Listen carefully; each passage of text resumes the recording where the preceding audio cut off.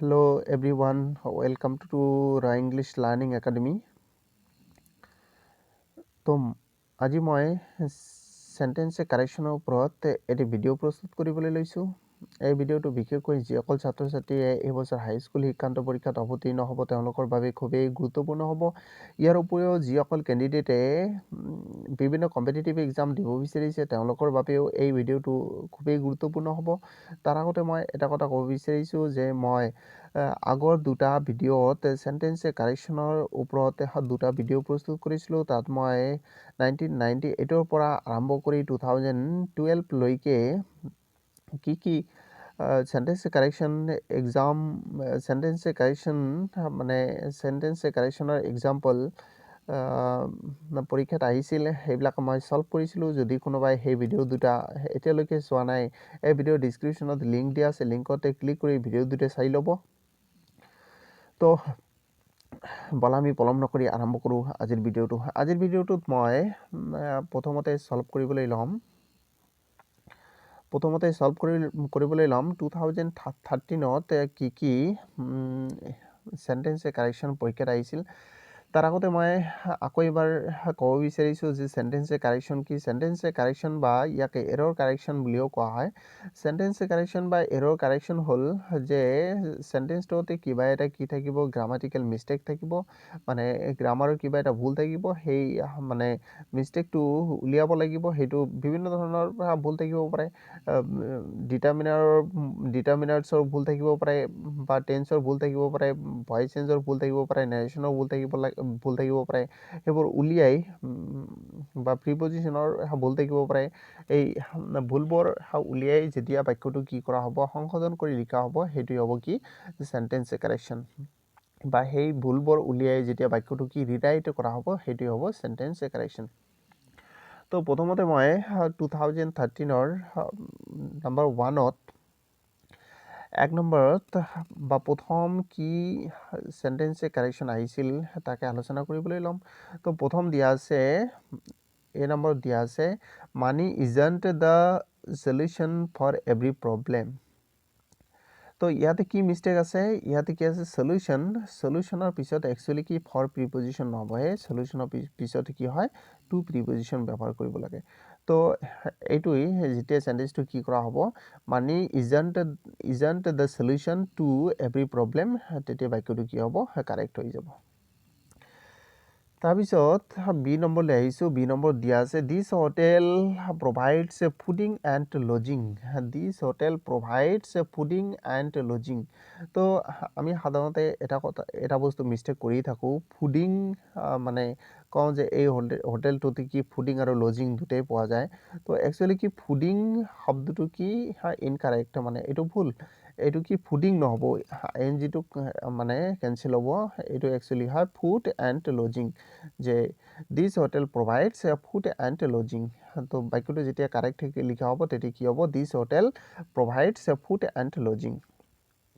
তাৰপিছত চি নম্বৰ দিয়া আছে, mister Das deals with tea. তো ডিল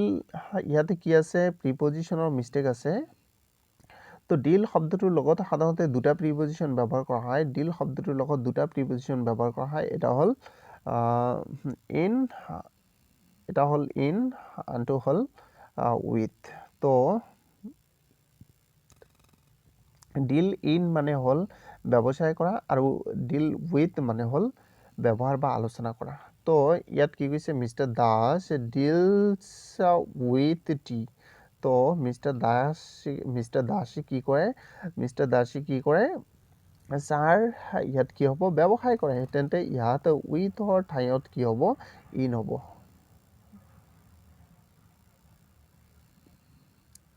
তো সেন্টেন্সটো যেতিয়া কাৰেক্টকৈ লিখা হ'ব তেতিয়া কি হ'ব, mister Das deals in T.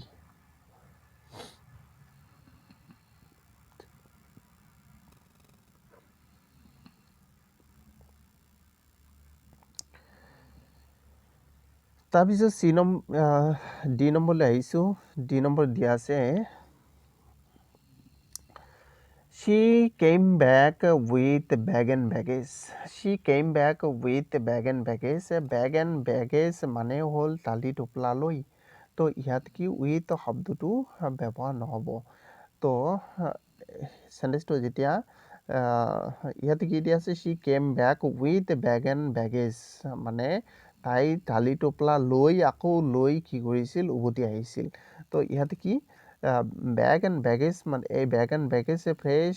And ইডিয়মছটোৰ অৰ্থই হ'ল টালি টোপলা লৈ। তো ইয়াত যেতিয়া চেণ্টেন্সটো কাৰেক্টকৈ লিখা হ'ব তেতিয়া কি কৰিব লাগিব शी কেম বেক উইথটো ব্যৱহাৰ নহ'ব bag and baggage she came back bag and baggage মানে তাই টালি টোপলা লৈ আহিছিল। তাৰপিছত নম্বৰলৈ গৈছোঁ নম্বৰত দিয়া আছে we spent the evening listening music we spent the evening listening music. তো এইটো যেতিয়া কাৰেক্ট কি হ'ব কাৰেক্টকৈ লিখা হ'ব তেতিয়া কি হ'ব we spent the evening listen শব্দটোৰ লগত যেতিয়া কোনো মানে গীত শুনা বুজায় তো তেতিয়া listen শব্দটোৰ লগত কি ব্যৱহাৰ কৰিব লাগে টু প্ৰিপজিশ্যন ব্যৱহাৰ কৰিব লাগে। তো এইটো যেতিয়া কাৰেক্টকৈ লিখা হ'ব তেতিয়া কি হ'ব we spent the evening listening to music ইয়াত এটা কি লিচেনিঙৰ পিছত কি এটা ব্যৱহাৰ কৰিব লাগিব টু ব্যৱহাৰ কৰিব লাগিব। তো এইটো যেতিয়া কাৰেক্টকৈ লিখা হ'ব তেতিয়া কি হ'ব we spent the evening listening to music. তাৰপিছত 2014 লৈ আহিছোঁ 2014 প্ৰথম আহিছিল I saw a strange dream last night I saw a strange dream last night। তো ইয়াতে কি মিষ্টেক আছে কি কৈছে ইয়াত I saw a strange dream last night মই যোৱাকালি এটা আচৰিত ধৰণৰ সপোন দেখিছিলোঁ। তো ইয়াতে কি সপোন এই চিৰ পৰা আহিছে চ মানে হ'ল কোনো বস্তু দেখা বা চকুৰে দেখা। তো সপোনটো কোনোবাই চকুৰে নেদেখে। তো ইয়াত কি হ'ব ইয়াত সপোন দেখাৰ ইংৰাজী হ'ল ড্ৰিম। সপোন দেখাৰ ইংৰাজী হ'ল ড্ৰিম। তো ইয়াত কি কৰিব লাগিব ড্ৰিমৰ পাষ্ট ফৰ্ম লিখিব লাগিব যিহেতু কি আছে চ আছে চিৰ পাষ্ট ফৰ্ম আছে। তো ইয়াত কি হ'ব I dreamed a strange dream last night। তো যেতিয়া বাক্যটো কি কৰা হ'ব কাৰেক্টকৈ লিখা হ'ব তেতিয়া কি হ'ব I dreamed a strange dream last night। তাৰপিছত বি নম্বৰ দি আছে he is a coward person। তো he is a coward person তেওঁ এজন কাপুৰুষ আকৌ কি পাৰ্চন ব্যক্তি কাপুৰুষ মানেতো ইয়াতে কি পাৰ্চনৰ কথাটো উল্লেখ কৰিছে মানে তেওঁ এজন কাপুৰুষ মানে তেওঁ এজন কাৱাৰ্ড মানে he is a coward মানে তেওঁ এজন কাপুৰুষ। তো কাপুৰুষ শব্দৰ লগত আকৌ কি এই পাৰ্চন শব্দ নবহে। তো এইটো যেতিয়া কাৰেক্টকৈ লিখা হ'ব তেতিয়া বাক্যটো কি হ'ব he is a coward। তো পাৰ্চনটো কি উঠি যাব। তাৰপিছত চি নম্বৰলৈ আহিছোঁ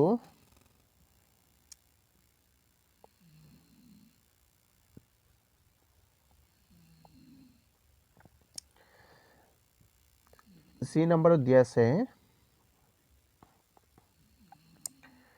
His uncle sells second-hand furnitures। His uncle sells second-hand furnitures। তো ইয়াতে কি মিষ্টেক আছে ফাৰ্নিচাৰ শব্দটোই হ'ল বহুবচন। ফাৰ্নিচাৰ শব্দটোই হ'ল বহুবচন ইয়াৰ লগত কোনো এছ বা ইয়াত কোনো এছ নবহে। ফাৰ্নিচাৰ বুলি কওঁতে আমি কি যে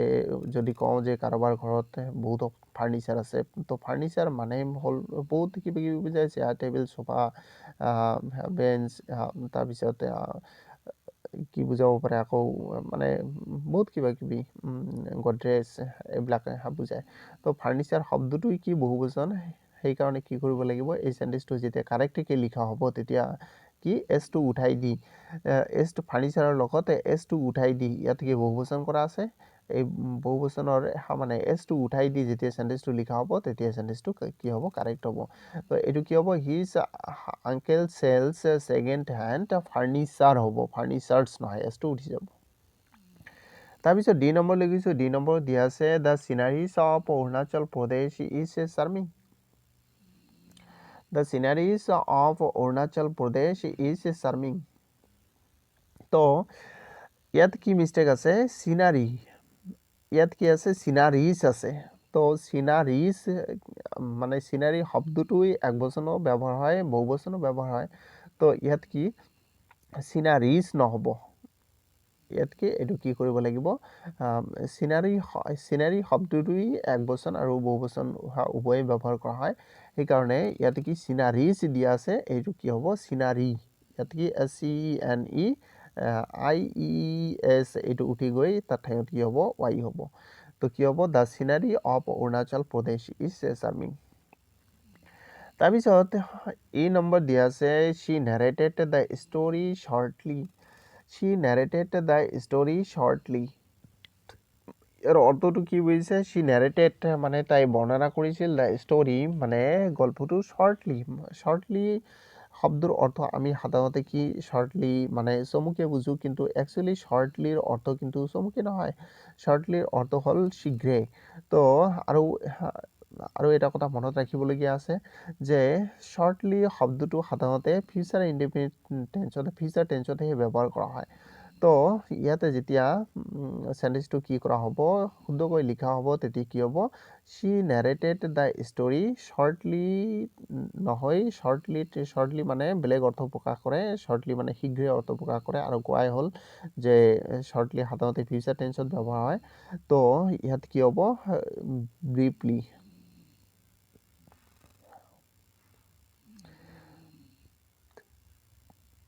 she narrated the story briefly মানে চমুকে she narrated the story briefly তো এটো যেতিয়া কারেক্টলি লিখা হ'ব তেতিয়া কি হ'ব she narrated the story briefly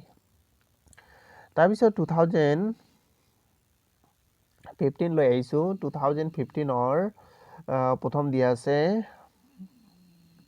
2015 ৰ প্ৰথম দিয়া আছে যে I don't know to do it I don't know to do it এটো যেতিয়া কি কৰা হ'ব কারেক্ট কৈ লিখা হ'ব তেতিয়া কি হ'ব I don't know ইয়াৰ পিছত এটা কি ইয়াত এটা মানে how ব্যৱহাৰ কৰিব লাগিব how to do it I don't know how to do it এটো যেতিয়া কারেক্ট লিখা হ'ব তেতিয়া কি হ'ব I don't know how to do it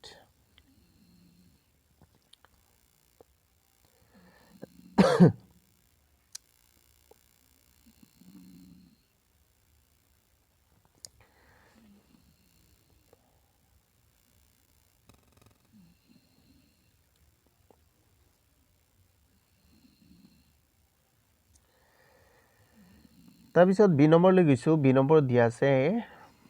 It is you who is to be blamed ইয়াৰ আগতে আগৰ ভিডিঅ'ত আলোচনা কৰা হৈছিল it is দি যদি কোনো বাক্য আৰম্ভ কৰা থাকে তাৰ পিছত এটা যদি সাবজেক্ট থাকে তাৰ পিছত who থাকে তাৰ পিছত যেটো ভাৰ্ব থাকে এই ভাৰ্বটো কাক চাই এই সাবজেক্টটো চাই কি কৰিব লাগে পৰিৱৰ্তন কৰিব লাগে তো এটো যেতিয়া সেন্টেন্স কি কৰা হ'ব মানে কারেক্টকে বা শুদ্ধকে লিখা হ'ব তেতিয়া কি হ'ব it is you শব্দটোৰ লগতে কি ভাৰ্ব বহিব ইউৰ লগত is নবহে ইয়াৰ কি ব্যৱহাৰ কৰিব লাগিব ইউৰ লগত are বহিব It is you who are to be blamed তো এটো যেতিয়া কারেক্টলি লিখা হ'ব তেতিয়া কি হ'ব কথাটো মনত ৰাখিব লাগিব যে কোনো সেন্টেন্স যদি কি ইট ইজ দি আৰম্ভ কৰা থাকে তাৰ পিছত সাবজেক্ট থাকে তাৰ পিছত হু থাকে তাৰ পিছত এটা ভাৰ্ব থাকে এই ভাৰ্বটো কাক চাই পৰিৱৰ্তন কৰিব লাগিব ইট ইজৰ পিছত যেটো কি থাকিব সাবজেক্ট থাকিব সেই সাবজেক্টটো চাই কি কৰিব লাগিব পৰিৱৰ্তন কৰিব লাগিব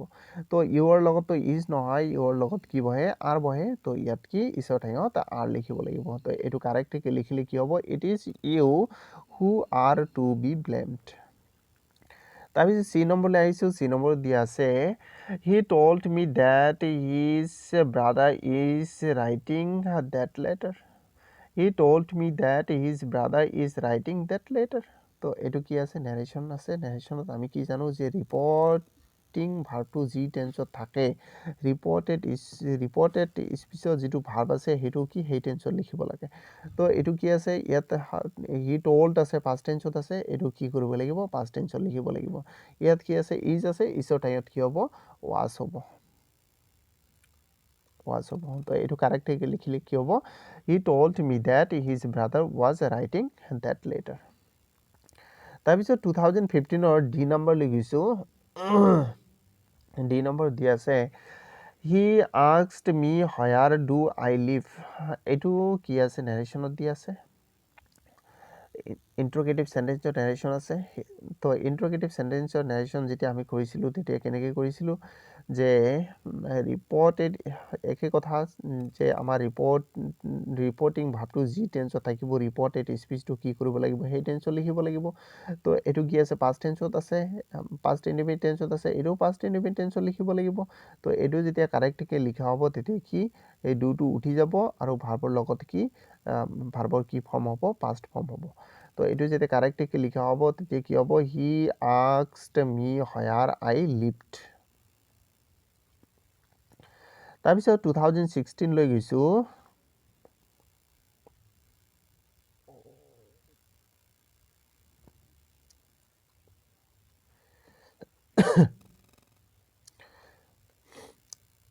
2016 প্ৰথম আহিছিল the sceneries of Arunachal Pradesh is a charming অলপ আগতে আলোচনা কৰা হ'ল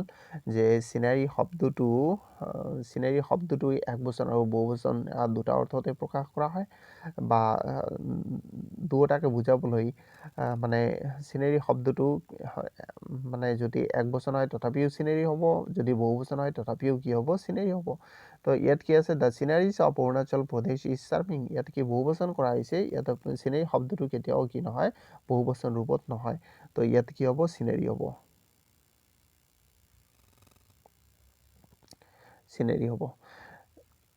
তো এইটো যেতিয়া কাৰেক্টকৈ লিখা হ'ব তেতিয়া বাক্যটো কি হ'ব the scenery of Arunachal Pradesh is charming তাৰপিছত বি নম্বৰ I am feeling cold B নম্বৰ কি আছে আই এম ফিলিং কোল্ড তো ইয়াত কি মিষ্টেক আছে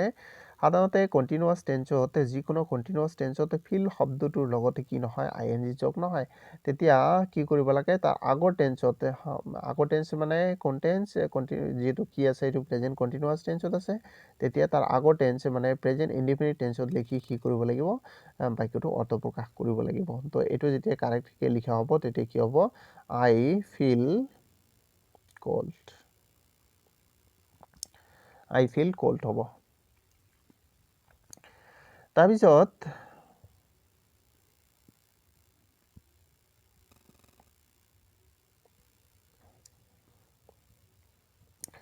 চি নম্বৰ লৈ আহিছোঁ চি নম্বৰ দিয়া আছে bread and butter make a good breakfast তো এইটোত কি মিষ্টেক আছে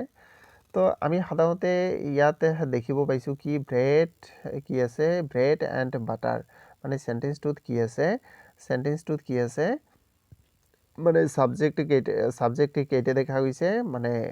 ছাবজেক্টটো প্লুৰাল দেখা গৈছে ব্ৰেড এণ্ড বাটাৰ ব্ৰেড এটা বাটাৰ এটা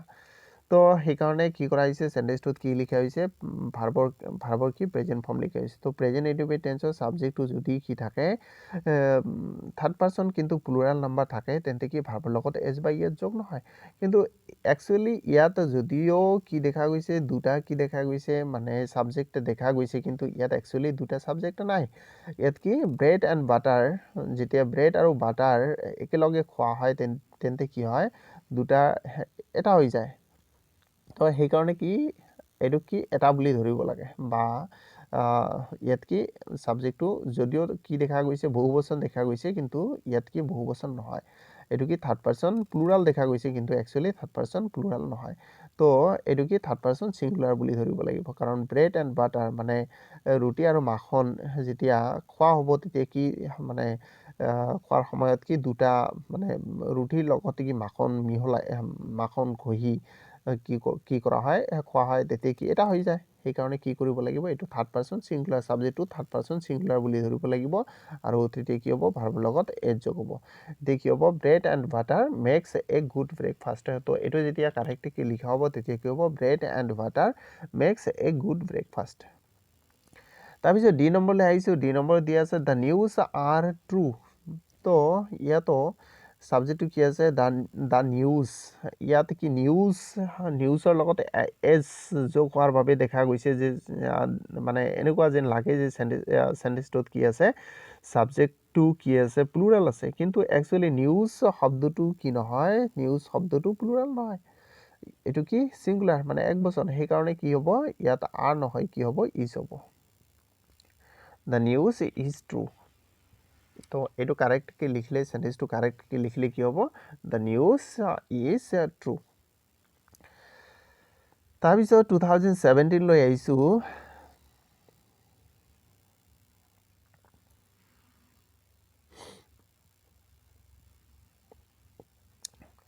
2017 ৰ প্ৰথম আহিছিল নিতু ইজ মাই কাজিন সিস্টাৰ তো এটা কথা মনত ৰাখিব যে কাজিন শব্দটোৰ লগতে কেতিয়াও ব্ৰাদাৰ সিস্টাৰ এইবিলাক ব্যৱহাৰ নহয় তো কাজিন শব্দটোই যদি যেনেকুৱা মানে জেঠায়েকৰ ল'ৰা বা জেঠায়েকৰ ছোৱালী তেতিয়া কি হ'ব বা মোমায়েকৰ ল'ৰা মোমায়েকৰ ছোৱালী পেহীৰ ল'ৰা পেহীৰ ছোৱালী তো এটো সকলো সময়তে কি হ'ব সকলো সময়তে কি ল'ৰা হলেও কি বুলি কোৱা হ'ব কাজিন বুলি কোৱা হ'ব ছোৱালী হলেও কি বুলি কোৱা হ'ব কাজিন বুলি কোৱা হ'ব তো কাজিন শব্দটোৰ লগতে কেতিয়াও ব্ৰাদাৰ আৰু সিস্টাৰ ব্যৱহাৰ নহয় তো এটো যেতিয়া কাৰেক্টলি লিখা হ'ব তেতিয়া কি হ'ব নিতু ইজ মাই কাজিন তাৰ পিছত বি নম্বৰলৈ গৈছো বি নম্বৰ দি আছে she prefers tea than coffee ইয়াত কি প্ৰিপজিশনৰ মিস্টেক আছে প্ৰেফাৰ শব্দটোৰ লগত দেন প্ৰিপজিশন নহয় নবহে ইয়াত কি বহিব প্ৰেফাৰ শব্দটোৰ লগত টু প্ৰিপজিশন বহে তো এই সেন্টেন্সটো কাৰেক্টলি লিখলে কি হ'ব she prefers tea to coffee তাৰ পিছত সি নম্বৰলৈ গৈছো সি নম্বৰত দি আছে I gave him a few rupees I had তো এটো ডিটাৰমিনাৰ্সৰ কি আছে মিস্টেক আছে তো ইয়াতে ডিটাৰমিনাৰ্সৰ এটা নিয়মত মই আলোচনা কৰিছিলো যে কোনো বাক্যত যদি কি থাকে ডাবল সাবজেক্টে থাকে পিছত সাবজেক্টটোৰ লগতে যদি কি থাকে হ্যাভ হ্যাজ হ্যাড থাকে তেন্তে কি কৰিব লাগে এ ফিউ নহয় কি ফিউ ব্যৱহাৰ কৰিব লাগে ডি ফিউ ব্যৱহাৰ কৰিব লাগে তো ইয়াত কি হ'ব এৰ ঠাইত কি হ'ব ডি হ'ব সেন্টেন্সটো যেতিয়া কারেক্টলি লিখা হ'ব তেতিয়া কি হ'ব I gave him the few rupees I had I gave him the few rupees I had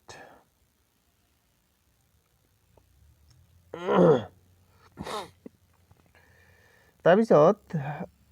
D নম্বৰলৈ গৈছো ডি নম্বৰত দিয়া আছে he is working hardly he is working hardly তো hardly শব্দটো actually অৰ্থ ব্লেক তো ইয়াত কি হ'ব he is working মানে তেওঁ কাম কৰি আছে hardly নহয় ইয়াত কি হৈছে তেওঁ কঠোৰ কাম কৰি আছে বা কঠোৰ পৰিশ্ৰম কৰি আছে তো ইয়াত কি লি শব্দটো উঠি গৈ কি হ'ব he is working hard মানে তেওঁ কঠোৰ পৰিশ্ৰম কৰি আছে বা তেওঁ কঠোৰ কাম কৰি আছে তো সেন্টেন্সটো যেতিয়া কারেক্টলি লিখা হ'ব তেতিয়া কি হ'ব he is working hard তাৰপিছত 2018 লৈ আহিছো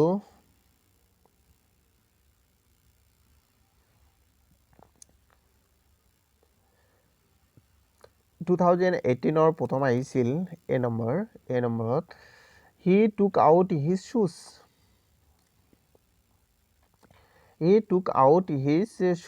ইয়াত কি আছে গ্ৰুপ ভাৰ্বৰ কি আছে মিস্টেক আছে টেক আউট ইয়াত নহব মানে ইয়াত অৰ্থটো বহিছে he took out his shoes মানে তেওঁ তাৰ জোতাবোৰ খুলিছিল বা খুলি পেলাইছিল তো একচুয়ালি কি টেক শব্দৰ লগত গ্ৰুপ ভাৰ্ব কি হয় অফ হয় টেক অফ মানে হল খুলি পেলোৱা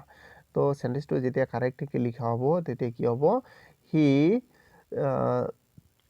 took off his shoes তাৰপিছত বি নম্বৰলৈ আহিছো বি নম্বৰ দিয়া আছে I do not know who are you I do not know who are you তো সেন্টেন্সটো কি আছে I do not know who are you সেন্টেন্সটো কি আছে ইন্টাৰোগেটিভ ফৰ্মত লিখা আছে কিন্তু বাক্যটোত কি মানে প্ৰশ্নবোধক চিন নাই সেই কাৰণে সেন্টেন্সটো যেতিয়া কারেক্টলি লিখা হ'ব তেতিয়া কি হ'ব মানে ইয়াত কি আছে সাবজেক্টৰ আগত অক্সিলাৰি ভাৰ্ব আছে তো অক্সিলাৰি ভাৰ্বটো কি কৰিব লাগিব পিছত দিব লাগিব তো এটো আৰ টু কি হ'ব পিছত ব্যৱহাৰ হ'ব তো সেন্টেন্সটো যেতিয়া কারেক্টলি লিখা হ'ব তেতিয়া কি হ'ব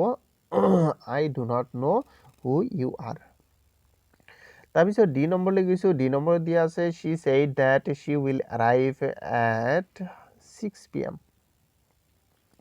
she said that she will arrive at 6 pm এটো কি আছে নাৰেশনত দিয়া আছে অলপ আগতে আলোচনা কৰা হল যে নেৰেশ্যনত ৰিপৰ্টিং ভাৰ্বটো যি টেন্সত থাকে ৰিপৰ্টেড স্পীচত যিটো ভাৰ্ব আছে সেইটো কি সেই টেন্সত লিখিব লাগে তো এইটো পাষ্ট টেন্সত আছে এইটো কি কৰিব লাগিব পাষ্ট টেন্সত লিখিব লাগিব তো উইলৰ পাষ্ট ফৰ্ম লিখিব লাগিব উইলৰ পাষ্ট ফৰ্ম কি হ'ব উড হ'ব তো ইয়াতে সেন্টেন্সটো কাৰেক্টলি লিখিলে কি হ'ব she said that she would arrive at 6 p.m. তাৰপিছত ডি নম্বৰলৈ গৈছোঁ ডি নম্বৰত দিয়া আছে she prefers a milk than curd অলপ আগতে আলোচনা কৰা হ'ল এনেকুৱা ধৰণৰ এটা এক্সাম্পল যে প্ৰেফাৰ শব্দটোৰ লগতে কি প্ৰিপজিশ্যন নবহে দেন প্ৰিপজিশ্যন নবহে প্ৰেফাৰ শব্দটোৰ লগতে কি প্ৰিপজিশ্যন বহিব টু প্ৰিপজিশ্যন বহিব তো এইটো কাৰেক্টলি লিখিলে কি হ'ব she prefers milk to curd তাৰপিছত 2019 লৈ আহিছোঁ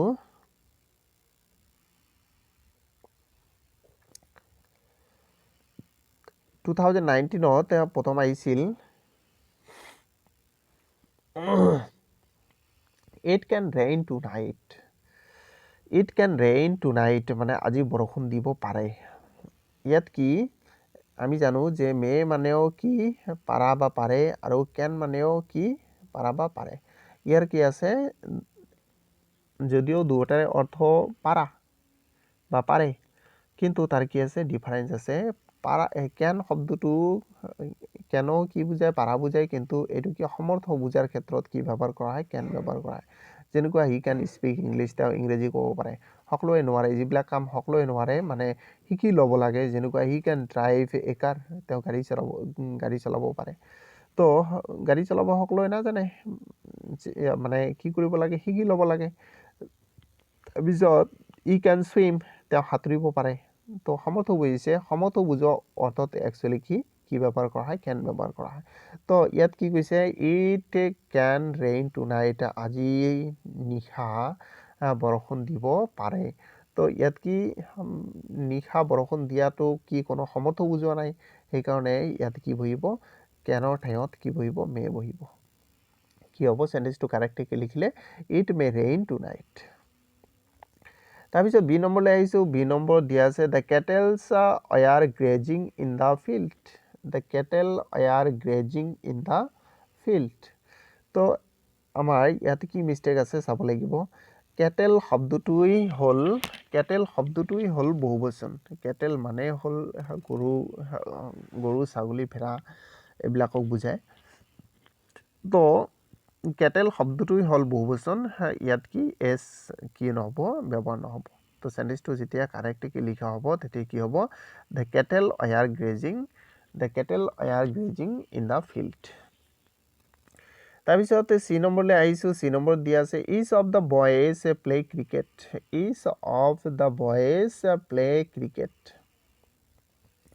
তো ইজ এভৰি ডিটাৰমিনাৰ্ছ যেতিয়া আলোচনা কৰা হৈছিল তাতে এই কথাটো আলোচনা কৰা হৈছিল এই নিয়মটো আলোচনা কৰা হৈছিল যে ইয়াত কি মিষ্টেক আছে যে ইজ আৰু এভৰি যেতিয়া কি ব্যৱহাৰ কৰা হ'ব তাৰপিছত কি ব্যৱহাৰ নহয় নাউনটো কি হয় নাউনটো সকলো সময়ত কি হয় ছিংগুলাৰ হয় নাউন প্লুৰাল থাকে কিন্তু কি বুলি ধৰিব লাগে ছিংগুলাৰ বুলি ধৰিব লাগে ইজ অফ দ্য বয়েজ তো ইয়াত যদিও কি দেখা গৈছে নাউনটো কি আছে প্লুৰাল আছে কিন্তু কি বুলি ইজৰ পিছত নাউনটো কি থাকিব প্লুৰাল থাকিব কিন্তু এইটো কি ছিংগুলাৰ বুলি ধৰা হয় সেইকাৰণে কি হ'ব ইজ অফ দ্য বয়েজ ইয়াত কি যিহেতু প্ৰেজেণ্ট ইণ্ডিফিনিট টেন্সত আছে সেইকাৰণে কি প্লেৰ লগত এটা এছ যোগ কৰি দিব লাগিব যিহেতু কি ছাবজেক্টটো যদিও থাৰ্ড পাৰ্চন প্লুৰাল দেখা গৈছে কিন্তু ইজ আৰু এভৰিৰ পিছত যদিও কি থাকে নাউনটো কি থাকে প্লুৰাল থাকে এইটো কি ছিংগুলাৰ বুলি ধৰি ল'ব লাগে আৰু কি কৰিব লাগে ভাৰ্বৰ লগত এছ বা ইএছ যোগ কৰিব লাগে প্ৰেজেণ্ট ইণ্ডিফিনিট টেন্সত তো কি হ'ব এইটো যেতিয়া কাৰেক্টলি লিখা হ'ব ইজ অফ দ্য বয়েজ ইয়াত কি হ'ব place cricket is of the boys place cricket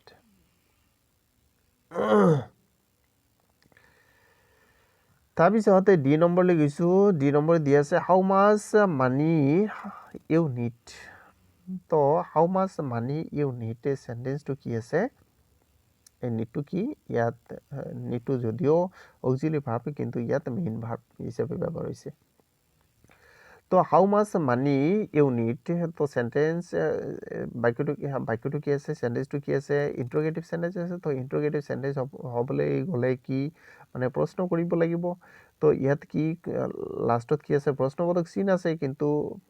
প্ৰশ্নবোধক এটা বাক্যক ইন্টাৰোগেটিভ কৰিবলৈ হ'লে বা প্ৰশ্নবোধক কৰিবলৈ হ'লে কি কৰিব লাগিব, হেল্পিং ভাৰ্বৰ সহায় লৈ সেই কি কৰা হয়, প্ৰশ্ন কৰা হয়। তো ইয়াত কি হ'ব, হাউ মাছ মানি সাবজেক্টৰ আগত কি এটা হেল্পিং ভাৰ্ব ব্যৱহাৰ কৰিব লাগিব। ইয়াত কি হ'ব, ডু। তো এইটো যেতিয়া কাৰেক্টলি লিখা হ'ব তেতিয়া কি হ'ব, how much money do you need.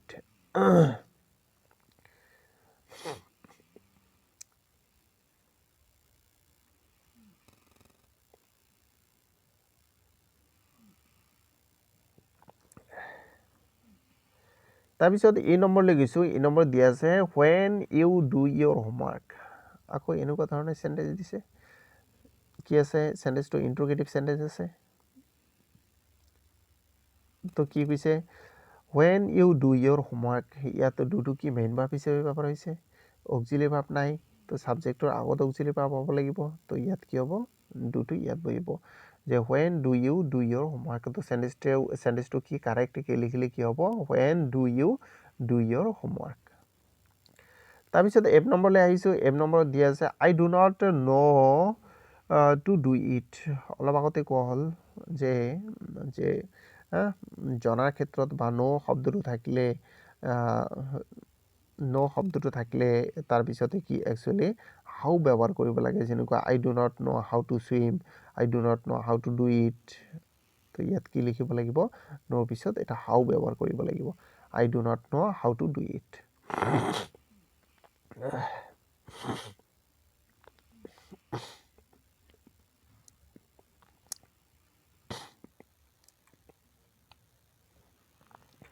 তাৰপিছত 2020 লৈ আহিছোঁ। 2020 প্ৰথমত দিয়া আছে her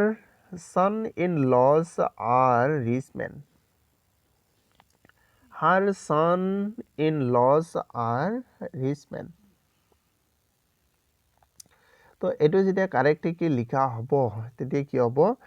her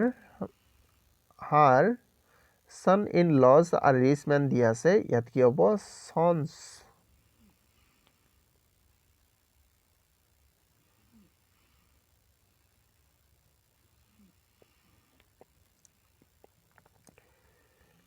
ইয়াত কি হ'ব, sons হ'ব।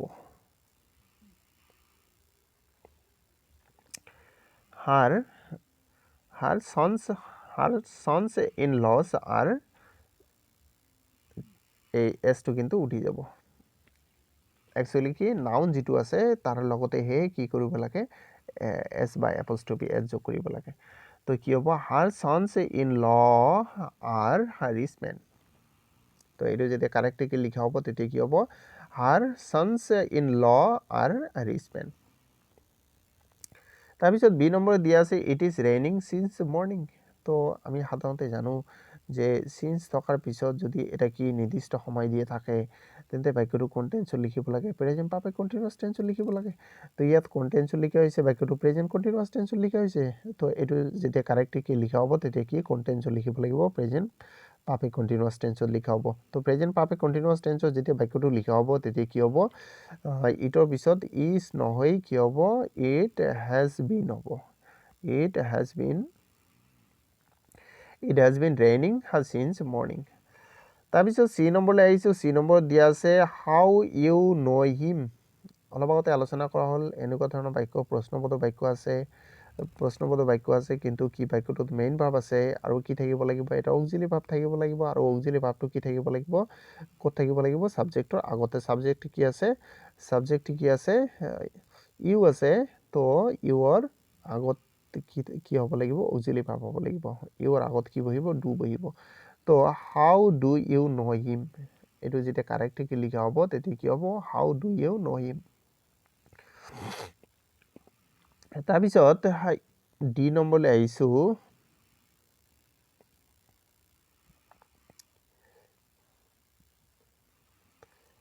ডি নম্বৰত দি আছে I and he are brothers। I and he are brothers। ইয়াত কি আছে, আইটো ফাৰ্ষ্ট পাৰ্চন, তাৰপিছত কি আছে হিটো কি আছে থাৰ্ড পাৰ্চন তো ইয়াৰ এটা নিয়ম আছে যে যদি কোনো বাক্যত কি থাকে ফাৰ্ষ্ট পাৰ্চন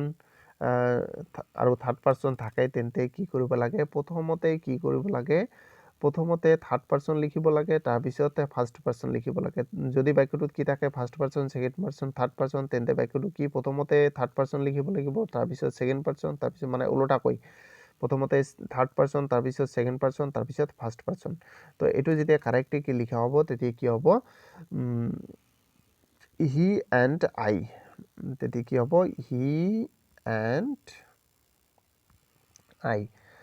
এণ্ড আই তাৰপিছত R brothers he and I R brothers তো সেন্টেন্সটো কাৰেক্টলি লিখিলে কি হ'ব হি এণ্ড আই আৰ ব্ৰাদাৰ্ছ তাৰপিছত ই নম্বৰলৈ গৈছোঁ ই নম্বৰ দিয়া আছে হি is senior than me in age তো ইয়াতো কি আছে প্ৰিপজিশ্যনৰ মিষ্টেক আছে চিনিয়ৰ শব্দটোৰ লগতে কি দেন প্ৰিপজিশ্যন নহয় চিনিয়ৰ শব্দটোৰ লগত কি টু প্ৰিপজিশ্যন বহে তো এইটো কাৰেক্টলি লিখিলে কি হ'ব he is senior to me in age তাৰপিছত এফ নম্বৰলৈ গৈছোঁ এফ নম্বৰত দিয়া আছে I do not know' to do it অলপ আগতে আলোচনা কৰা হ'ল বা এইটো কি কৰিছে ৰিপিট কৰিছে ইয়াত কি হ'ব নোৰ পিছত এটা কি হ'ব হাউ হ'ব তো এইটো কাৰেক্টলি লিখিলে কি হ'ব I do not know' how to do it তো এয়াই আছিল আজিৰ ভিডিঅ'টো তো আশা ৰাখিছোঁ ভিডিঅ'টো অলপ হ'লেও মানে কামত দিছে বা কামত দিব আৰু মই সকলোকে ক'ব খুজিছোঁ যে যিসকল ছাত্ৰ ছাত্ৰীয়ে এইবছৰ হাইস্কুল চূড়ান্ত বাৰ্ষিক পৰীক্ষাত অৱতীৰ্ণ হ'ব পাৰিলে এই তিনিটা সেন্টেন্স কাৰেকশ্যনৰ ওপৰত যে তিনিটা ভিডিঅ' প্ৰস্তুত কৰা হ'ল এই তিনিটা ভিডিঅ'ত যিখিনি সেন্টেন্স কাৰেকশ্যন সলভ কৰা হ'ল সেইখিনি যদি বহীত লিখি লৈ বাৰে বাৰে প্ৰেক্টিছ কৰে তেন্তে এইখিনিৰ পৰা